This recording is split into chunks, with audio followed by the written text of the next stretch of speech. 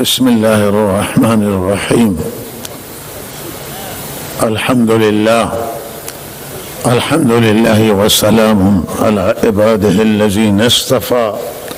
أما بعد، أعوذ بالله من الشيطان الرجيم. بسم الله الرحمن الرحيم.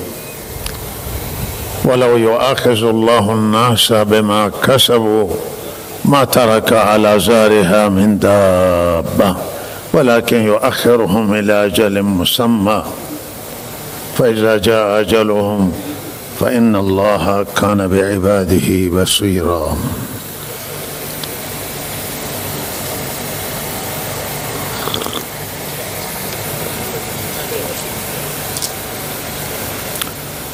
امروز در کل جهان و هم در کشور ما آفات خیلی زیاد شده است و از مدتی است که آفات میترسانند این آفات همه ما را و همه ما باید از این آفات و بلاها بترسیم و به الله رجوع کنیم و استغفار کنیم. سالهای اخیر قحط و خشکسالی و بحران کم آبی متوجه شده ایم. بعضی از دریاچه ها که تاریخی وجود نداره که نه خشک بشن، خشک شدند. آبها فرو رفته و بسیار جاهای پر آب که آب فراوان در سفره زیرزمینی قرار داشته، این آبها خیلی کمبود پیدا کرده، آبها پایین رفتند و بسیار جاها آبها تلخ و شور شدند. قحط سالی و خشک سالی در جاهایی که اصلا معنا نداشته، خشک سالی معنا نداشته که باران کم بیاید، بسیار زیاد شده. فریادهای مردم از آنجا بلند شده است که مرکز آب بوده و باران در آن سرزمین و برف زیاد بوده. اونا همیشه کنار رودخانه های پر از آب و سرزمین سرسبز و پر آب قرار داشتند. اونجا اعتراضات بلند شده از آنجا که آقا آب نیست، آقا آبها خشک شدند. زلزله زیاد شده است و این هفته گذشته به هر حال همین قسمت غرب زاهدان تکانی خورد، زلزله آمد و زاهدان هم مقداری متوجه شدم بعضی که لرزش و تکان این زلزله را. غبار در کشور ما حالا قسمت های اهواز بوده و مرزها بوده، ولی حالا این غبار که چند باری که تهران میگیره و تا تهران تعطیل میکنه، این آلودگی هوا، این غبارها 12 تا استان را در همین هفته گذشته غبار فرا گرفت و هم این غبار تنفس به دچار مشکل میکنه، هم گیاها و درختان و اینها را آلوده میکنه و به هر حال آلودگی میاره و مشکلات داره. و این برج متروپول آبادان به هر حال این ریزش این برج و تلفات این مردم و همه اخیراً متاسفانه با این کمبودها تو بحران اقتصادی توی کشور ما همه را تکان داده و همه به هر حال از این متاثر شد، از گرانی هایی که اخیراً آمده.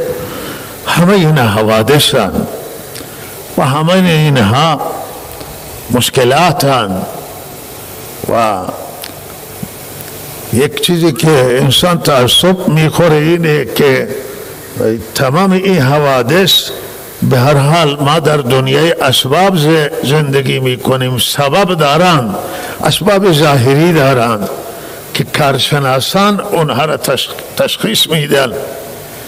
مثلا در زلزله الله همه میگن که خب کارشناسان که گسل فعال میشه و سبب زلزله و رانش زمین میشود و باران که نمی آید سببش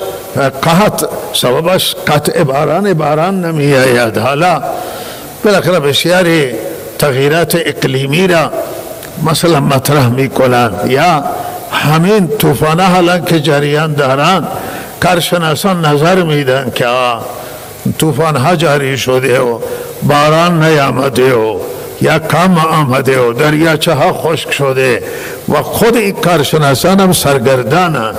واقعیت اینه که اینها هم تشخیصشون برای اینها مشکله و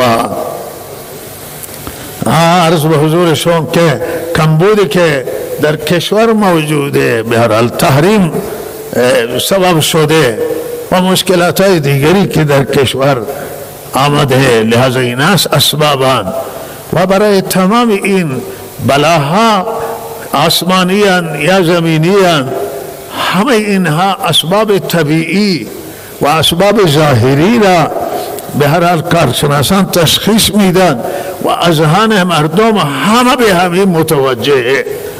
کسی که به پزشک میره مراجعه میکنه و با سرطان مواجه است، پزشک میگه که این سرطان داره، تشخیصش میده و بالاخره ممکنه برای سرطان علتی پیدا بکنه، برای قند علتی پیدا بکنه، برای سکته مثلا بگی فلان علت اسباب توی امراضهای جسمانی، امراض اسباب ظاهری را پزشک تشخیص میده.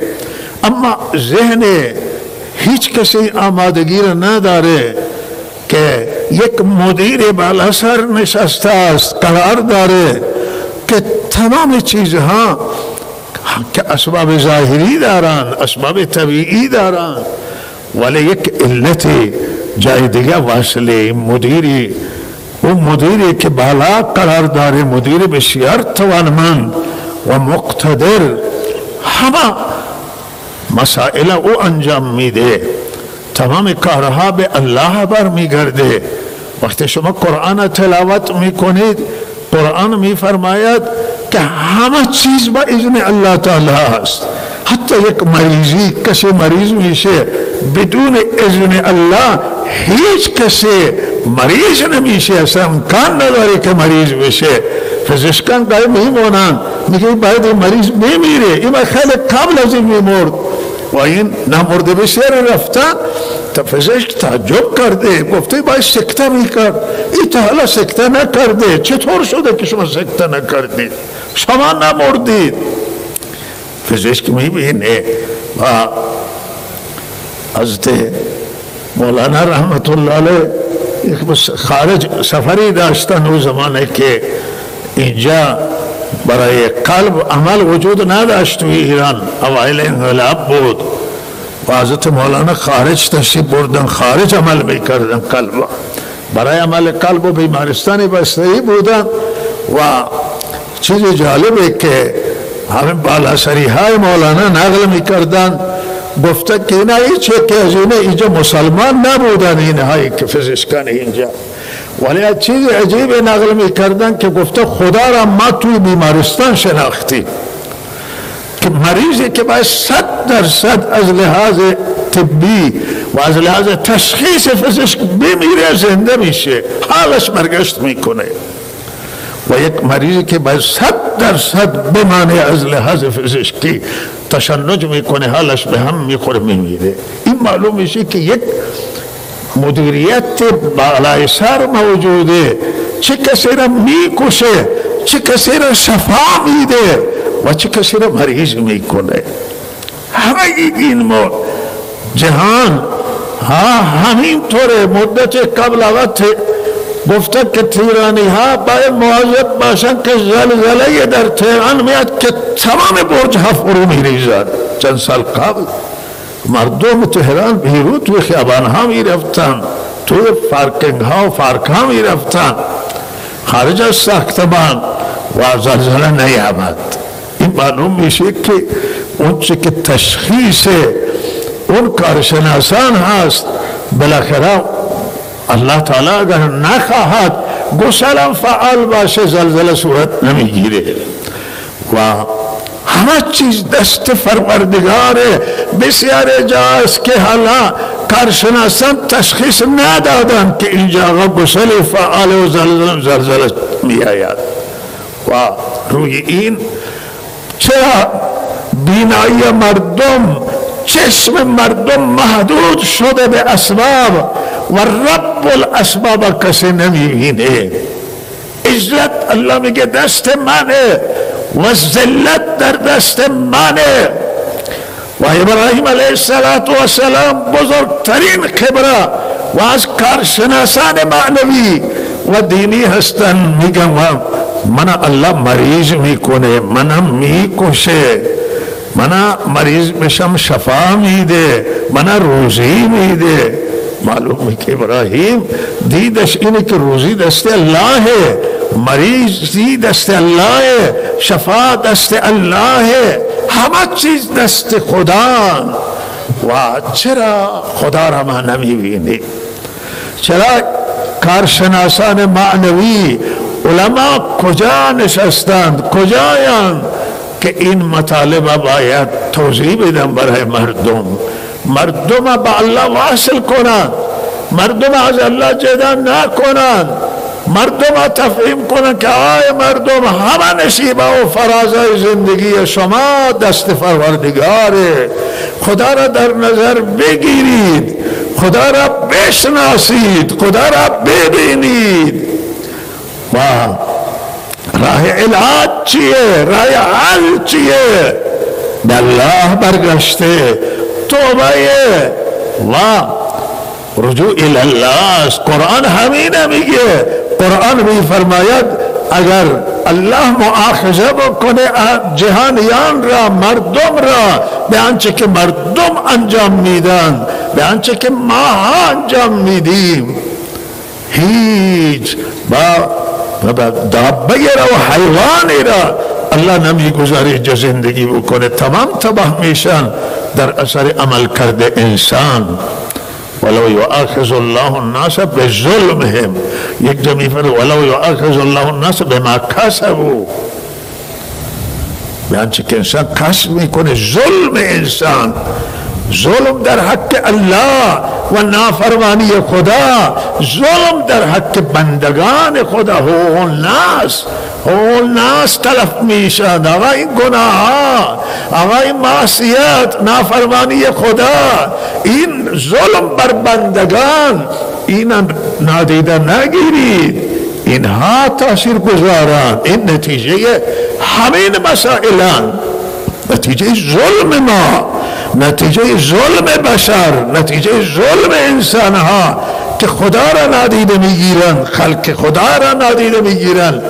الله حق دارن، حقوق خدا نادیده گرفته میشه، حقوق ناس نادیده گرفته میشه. و چرا این در نظر نمیگیرن؟ بعض انسان های جاهل که تنها اسباب ظاهری را میبینن و اسباب معنوی را انکار میکنن، در حالی که قرآن تلاوت بکنید، قرآن بخونید. وقتی بر یتیم ظلم بشه حقش تلف میشه، وقتی بر زنان، وقتی بر ضعیف، وقتی بر مردان، وقتی توی جامعه بی عدالتی باشه. حالا این بی عدالتی را ما انجام بدیم، هر کسی انجام بده. وقتی توی جهان بی عدالتیه، وقتی توی جهان واقعیت ها در نظر گرفته نمی شود، حقایق مردم نمی بینن، واقعیت ها مردم نمی بینن. وقتی که مظلوم آه ناله بکنه. و مظلومانی که در چین بر سرشون ظلم میشه و مسلمانان، و مظلومی که در اوکراین بر سرشون ظلم بشه، و مظلومی که در فلسطین بر سرشون ظلم بشه، و اون مظلومانی که توی دنیا بر سرشون ظلم بشه، و مظلومانی که توی زایدان او ناله بکشن، توی شهرهای دیگه توی دنیا همه جا متاسفانه مظلوم وجود داره، ضعیف بسیار جهت کشفای مال میشه. و این نتیجهش این که الله همه میگه که گرمی زمین زیاد شده. چرا؟ این اسباب ظاهریه میبینن، اسباب ظاهریه کارشناسان میگن، اما من مطمئنم که کارشناسان ناکامن در این که قدرت ها که بتوانن حرارت زمین پایین بیاورن، بتوانن علاج در بیان. چرا که اینها و علاج واقعی را، علت را که الله فراهم کرده و حرارت زمین بالا برده، قحط و کمبود باران آورده، اون ذاتی که طوفان ها را جاری میکنه، اون ذاتی که زلزله را راه می اندازه، اون ذاتی که مشکلات اضطرابی که در طبیعت و به وجود آمده است، همه اینها برمیگرده، علت واقعیش برمیگرده به الله تعالی.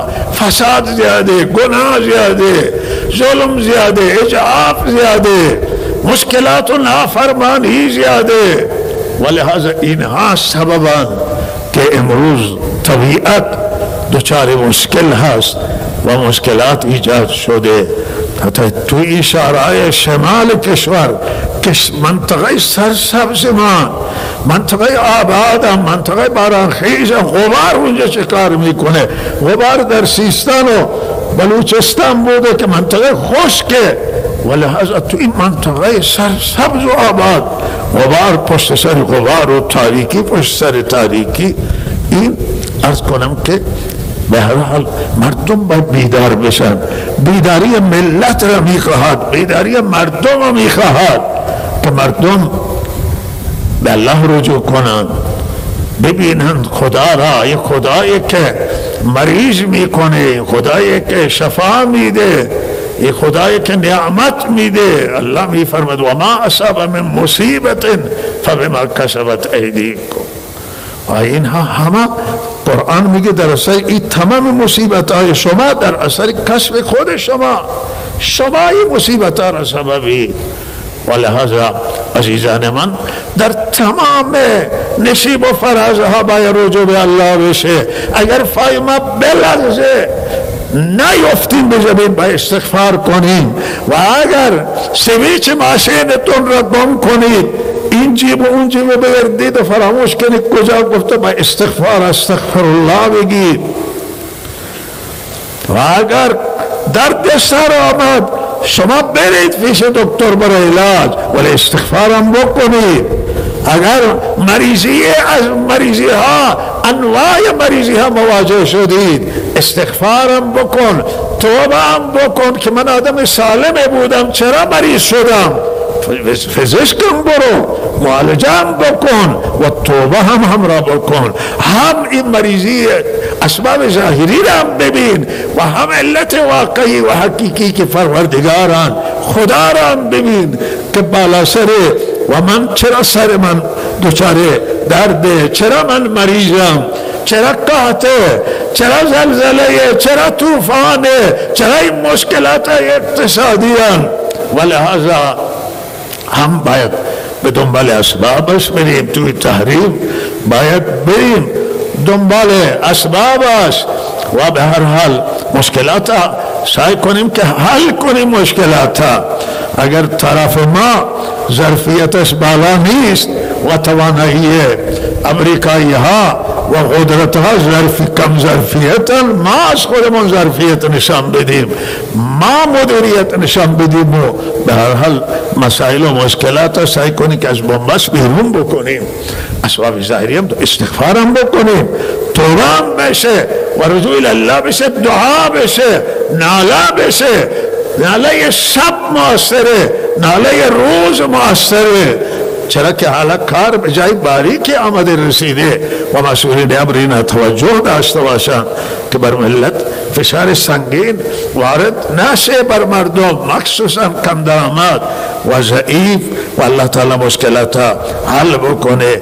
من در این فرو ریختن برج متروفل آبادان من احساسم اینه که اعتراضاتی که ما میشنویم که میشه بزرگترین چیزی که ناراحت کننده این است که وقتی کارشناسان خبر دادن که آقا این ساختمان میریزه، مدیران چرا این ساختمان تخلیه نکردن و این تذکر قرارن صورت گرفته؟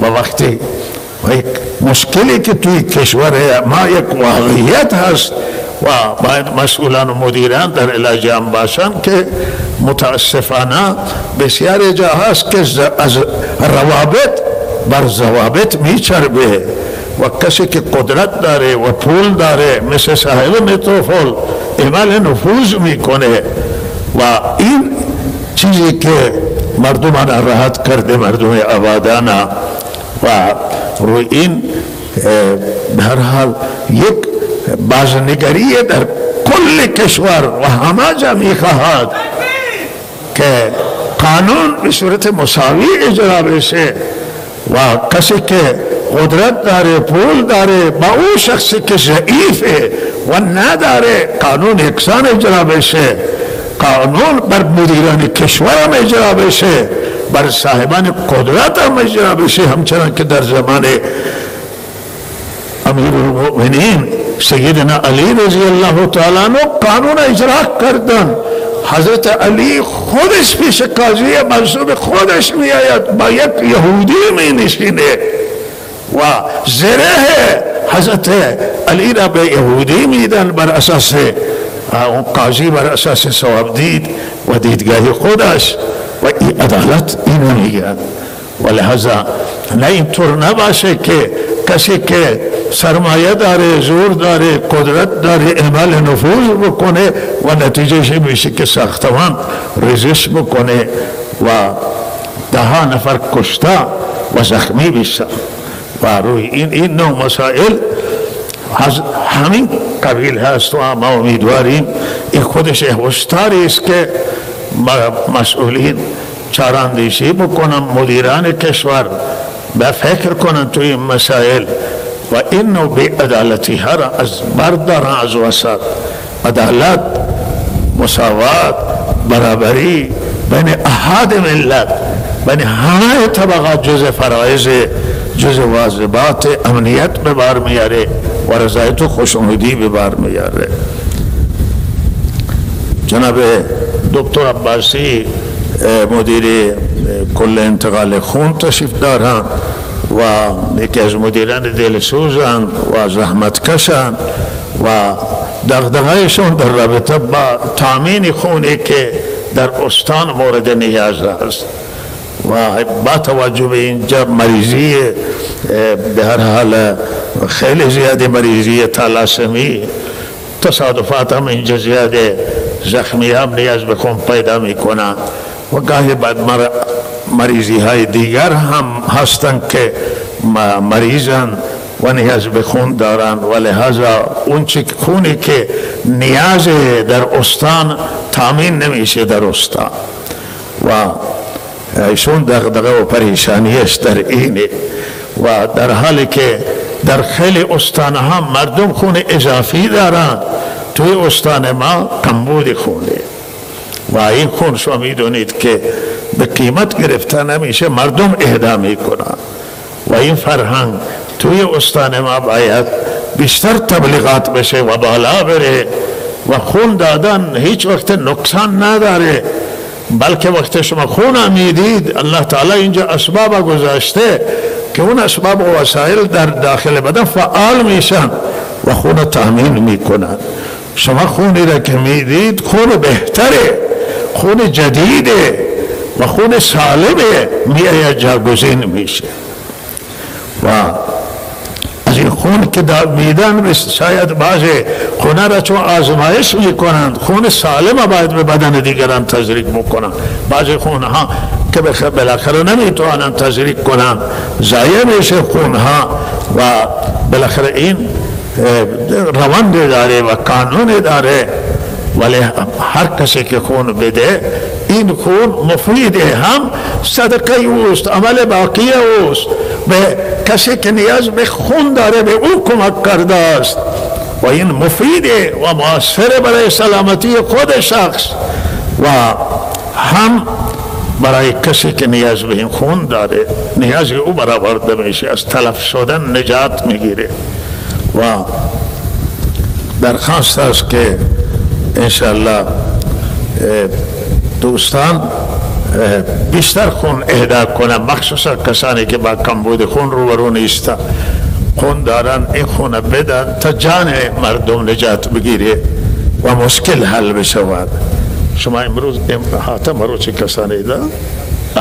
امروز هم آمدن این عزیزان وسایل رو آوردن و اطراف مصلا مستقر هستن، بعد از نماز عزیزان میتوانن خون بده، شاید هفته دیگه هم بیاید و مریضی تالاسمی انقدر که توی این استان هست هیچ جای توی کشور نیست و سببش اینه که اینجا آزمایش نمیده برای ازدواج که میکنن زن و مرد اگر برن آزمایش بدن و اینها مشکلی داشته باشه، مشکل گاهی با دوا قابل علاجه، این نیست که بگن که آقا شما مشکل دارید شما ازدواج نکنید، نه، قابل علاجه و این مسئله از لحاظ فیزیکی از لحاظ طبی و اسباب که من عرض کردم اسباب باید در نظر بگیریم، رب الاسباب هم در از لحاظ اسباب ضروری است و یکی از واجبات که خیلی این تلاسمی نقصان داره.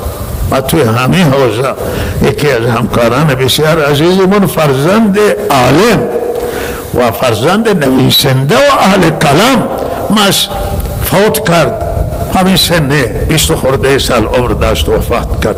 بسیاری از این تلاسمی ها دانشگاهی هستند، دکترا میگیرن توی حوزه ها و بعد وفات میکنند، این خیلی ضایعات بزرگی است و انشاءالله این آزمایشات توجه کنید عزیزان من که انجام بگیره. یک مسئله دیگری که میخواستم امروز دو تا مسئله دیگر مطرح کنم، یکی که در پاکستان بلوچستان پاکستان که هم جوار ما هست از مدتی است که متاسفانه ناهنجاری هست و اختلاف و ناامنی هست و اخیره کلیپ پخش شده که خیلی آزاردهنده، البته ما از کیفیت اون عرض کنم که کلیپ اطلاعات دقیقی نداریم، اما آنچه که ما میتوانیم به مسئولان کشور پاکستان و به دولت جناب آقای شهباز شریف نخست وزیر دولت جدید پاکستان عرض میکنیم خیرخواهانه و ناصحانه اینه که این مشکلات باید مدیریت کنند و این مشکلات راهش کشتار نیست، راهش گرفتن و بستن نیست. از هر دو طرف کسانی که میمیرن ضایعات برای کشور پاکستان، ضایعات برای جهان اسلام. اینا مسلمان هر طرف مسلمان باشه یا نه، ما باید اشک بریزیم برای انسان. حالا انسانیت همه انسان ها برادری انسانی دارن، ما برادری انسانی داریم، برادری اسلامی داریم، برادری وطنی داریم، لذا اینا هر ستا این برادری را دارن و تلفات از هر طرف کشتار بشه این ضایعات برمیگرده به کشور پاکستان، برمیگرده به مسلمانان، برمیگرده به انسانیت و لازم اختلاف مدیریت کنن، راه حل گفتمان، راه حل تن دادن به حقوق. بالاخره ببینین بشینن با هم گفتمان مذاکره بهترین راه، سالمترین راه، کوتاه‌ترین راه، آخرین باید با هم بشینن، چرا زودتر نمیشینن؟ و ما توصیه میکنیم هر دو طرف توصیه میکنیم به گفتمان، به مذاکره، به نشست بشینیم با هم، قصد را مطرح کنم، مطالب مطرح کنم و مسائل از طریق گفتمان حل کنم. مثلا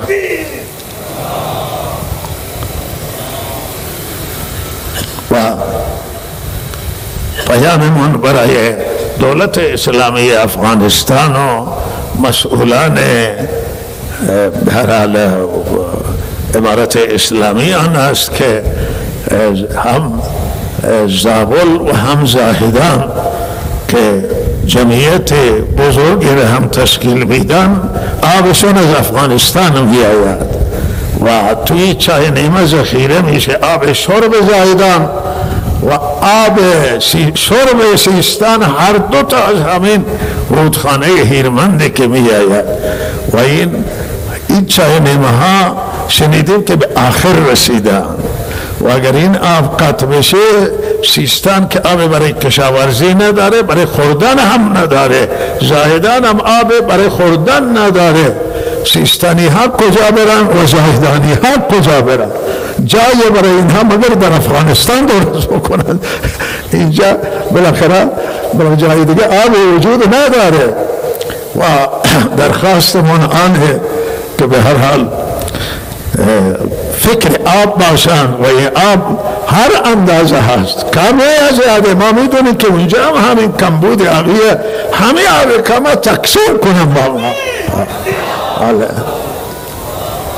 این خواسته مردم زاهدانه، خواسته مردم سیستانه و که برادران شما هستند و ملت ایران و ملت افغانستان همه برادران، ولی ما که کنار مرز هستیم برادری و خویشاوندی و قرابات و همسایگی خیلی حقوق هست و آب همه تقسیم بکنن که هم بخیر به کشاورزی هم چیزی برسه و آب شرب ما و با مشکل گیر نکنیم و ما امیدواریم که این خواسته مردمه ولی و مورد توجه قرار بگیره.